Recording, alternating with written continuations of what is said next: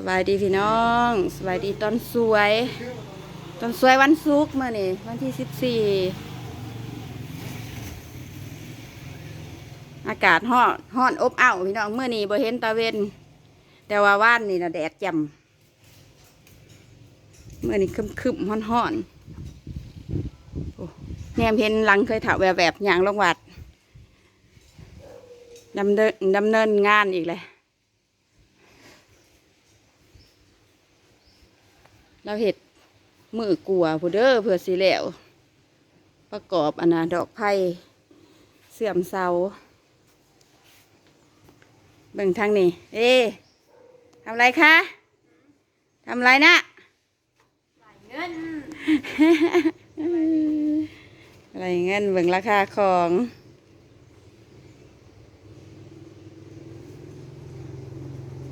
นะทางน่ะเห็นยังน่ะ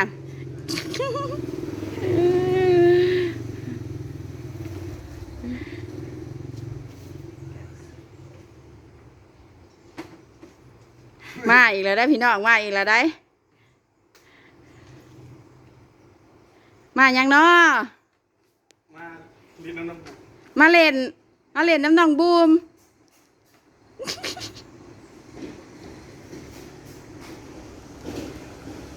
มาน้องบูมมาเล่นน้ำน้องบูมบ่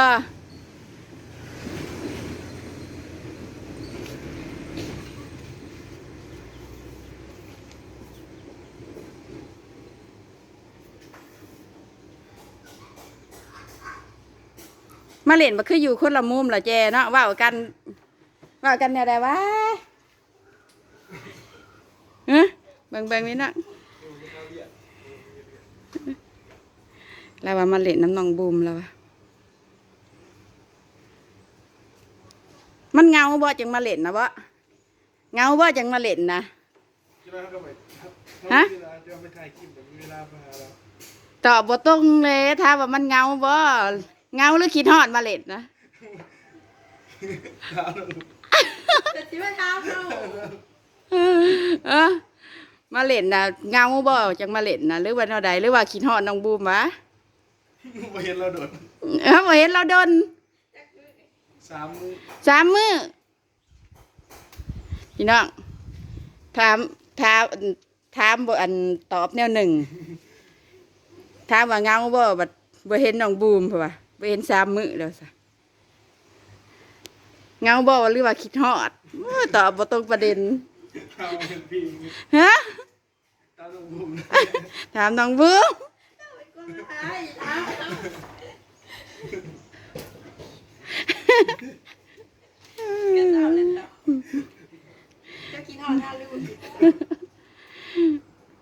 ทางแม่ท่าว่าเงาบ่หรือคิดฮอดจากมาหาน้องบูมเพราะว่าถามน้องบูมเพราะว่า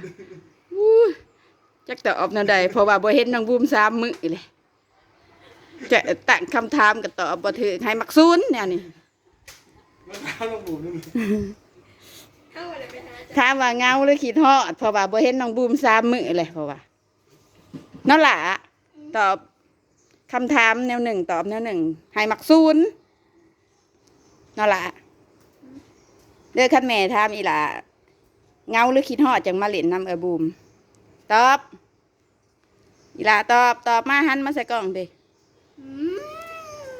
เงาหรือคิดฮอดจังมาเล่นน้ำบูมปูหูแล้วปูหูแล้วอ้าวสิว่าเงากับว่าเงาสิว่าคิดฮอดกับว่าคิดฮอดเนาะอันเดียวเพราะว่าบ่เห็น3 มื้อแหละเพราะว่าตอบบ่ตรงมาเล่นซื้อๆทางเนาะ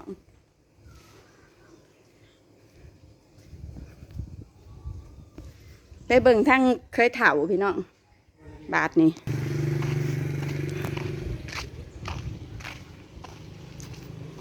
ไปเบิ่ง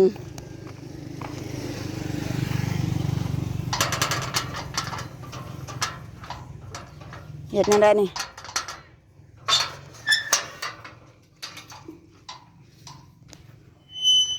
ไปเบิ่งทั้งเคยเถาเราหาวเคยยังนี่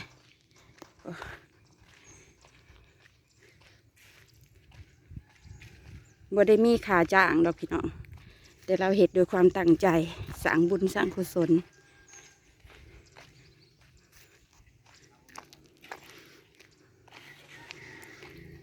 อันนี้ก็เป็นทั้งเสาทั้งนี่แหละดอกไฟโซลาร์เซลล์นี่เป็นของเอ้ยเพชรทางฝั่งไทยแล้วก็หมู่เราเนาะพี่น้องหมู่ของเอ้ยเพชรถ้าแพงกับบ่คอยจื้อสื่อเราดอกเพราะว่าเพิ่นทำบุญอันผ่านทางสองปลาเหมาพี่น้องทางปลาเหมาเป็นคนบริหาร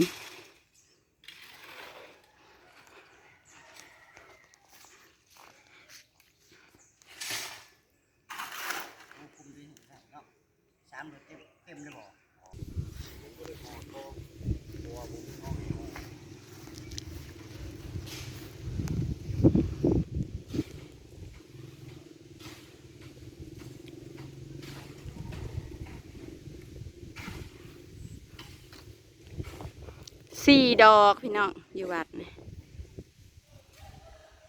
สี่ดอกสองเสาไปเด้เสาหนึ่งอยู่ทางนั้นขอให้อัน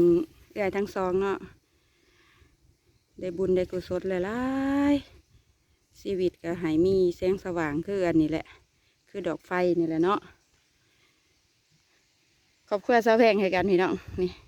ก็ให้ชีวิตวงเรื่องเหลืองคือแสงไฟให้กันของสาวแพงก็มีดอกไฟสองดอกแต่ว่าเสานี่ก็เป็นงบของเอื่อยเผ็ดกับหมูแล้วเหรอเนาะเพราะว่าเสาแพงก็ได้แต่งบดอกไฟเสาก็แบบว่าก็ให้ทั้งFCทั้งหมู่เพื่อนนี่แหละออกทุนสวยกันเนาะเพราะว่าเงินกับบ่ค่อยหลายแต่ว่าก็อยากทำบุญนะเงินบ่หลายแต่ว่าเฮาก็อยากทำบุญนี่เอื้อยมาสวยเรือสมทบก็ดีใจหลายๆได้สร้างบุญห่วมกันพี่น้อง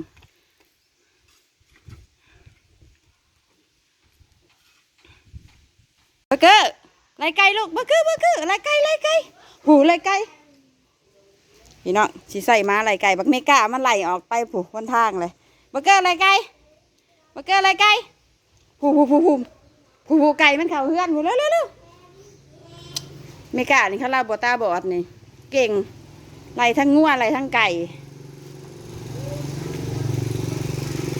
เขามาแท้วันน่ะเฮือนนี่บ่ได้เฮือนซ่านนี่สะอาดเลยเขตเล่าตาบอดนี่โอ้ยหน้าเฮือนมีแต่ขี่ไก่เสร็จเมื่อเรา10 กองก็บ่คำตอนนี้กำลังฮัดให้เบอร์เกอร์ไล่ไก่แทนอ้ายเบอร์เกอร์เป็นไล่ไก่ผู้หน้าเมก้ามันแหลนหายเลยไม่เพื่อนลูกเมก้าไล่ไก่ไล่ลูกไล่ระวังตามนะลูกเด้อน่ะเมื่อน่ะแหลนไก่ไล่ไก่ไปตามบันไดจนเหาะเงงบัดลงหมอกะพี่ไก่อยู่พี่ก้าไก่อยู่ในหัวพี่ลูกมาพี่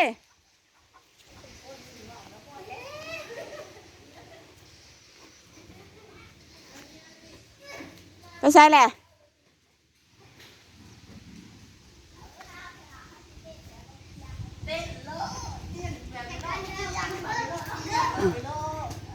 มีกะมันไหลไก่ไหลงัวคันว่าอะไรงัวมันก็แหลนไหลแล้วได้มันหัวจักควมเขาว่าไปไหลไก่อยู่สวนมันก็แหลนไปสวนหยอกนี่เขตตาบอดนี่มึงมันบ่เห็นหุ่งเนาะไม่กล้ามาพี่น่ะสิไปใส่อีกเลยไม่กล้ามาพี่ไม่กล้าโอ้ไปแล้วพูหมักลงวัดคือยังนี่วันชิ้นนี่ลงแล้วบาทมาเทือนดีกันงานบ่มีไปวนบางเมื่อเท้าเม่งตายนะ7-8 มื้อมีงานนะห่อบ่ไปใกล้บัดขาลงวัดนี่ห่วยวันชิ้นนี่ลงกลางคืนก็ลงกลางเว้นก็ลง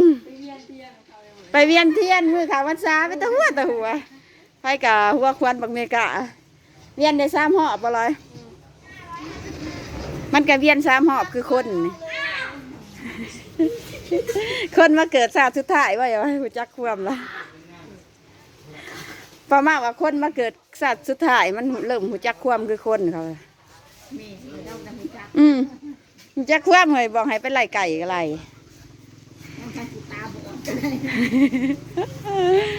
ตา บอดยังไหลไก่ได้ค่ะพี่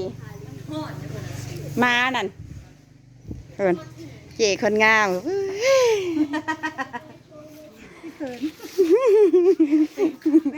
ไปหาพ่อบ้านกับบ่มีเขาตา เอา โทรหาทางสร้างกับบ่เห็นนี่นะทางสร้างนั้นโทรหากับบ่ติดไปใส่บ่ เอาเราเห็ดตาเหี่ยบ่ ตาแล้วเขาสร้างน้ำมันนี่ อืม ตาแล้วนางสร้างมื้อเช้านี่เขาอยู่ในเฮือนนางสร้าง เออบ่เกิดมาอะไรไก่นี่พุ่นลูกพุ่นเอาพุ่นไก่บ่เกิดพุ่นบ่จักความเท่าอ้ายซะพุ่นไม่กล้าอะไรไก่พุ่นลูกนั่นพุ่นไก่นั่นพุ่นเลยนี่คาตาบ่บอดนี่ได้ย้อนมาพี่ไก่อยู่เฮือนพี่เนาะเบิ่งมันหามันเลาะหาโอ้ยเบิดเวียกเอามาหีบมาแหนบัดนี้ขนาดอันถิ่มลงทางขยะมันยังขดมาแหนได้มึงดู ความมันอันดื้อทางขยะก็ลงไปค้นความมันอันนะหมักสกปรกนะสิขอจบคลิปกันเด้อพี่น้องฝากกดไลค์กดแชร์พอๆกับคลิปหน้าสวัสดี